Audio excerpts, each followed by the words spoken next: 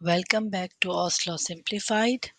When tackling a Goods Act problem, start by asking, are the goods faulty, misdescribed, or unfit? This tells you if an implied term is breached, and that's often the first major issue in these problems. Section 17 implies three key conditions. The seller must have the right to sell, the buyer gets quiet possession, and the goods are free from encumbrances. If any of these fail, the buyer can reject the goods because they never got proper title.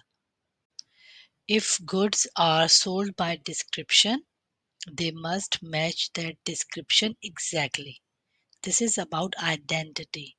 For example, if you buy organic honey but receive regular honey, that breaches Section 18.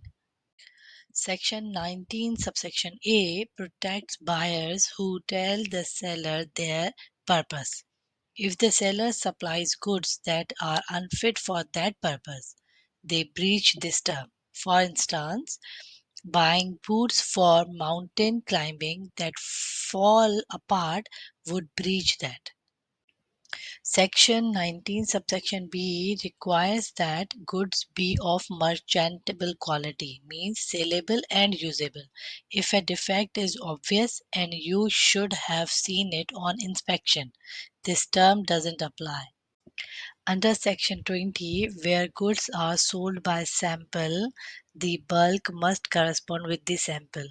You must get a reasonable opportunity to compare, and there must be no hidden defects. After implied terms, ask, when did ownership pass? Start with intention under Section 22. If unclear, apply the default rules in Section 23. For unascertained goods, they must first be ascertained, Section 21, then appropriated, which is Section 23, subsection 5. Risk follows property under Section 25. If the seller wasn't the owner, start with nemo dat under Section 27. No one can give better title than they have. Then check the exceptions like mercantile agents under Section 67 or seller in possession under Section 30. Use these steps like a checklist. Start with implied terms, then passing of property, and finally transfer by non owner. Always tie your reasoning to the sections. This makes your answer structured and persuasive. That's the full roadmap of solving Goods Act problems, from implied terms to passing of property and nemo dat. Remember, success comes from small efforts done consistently. Thank you for watching. See you in the next lesson.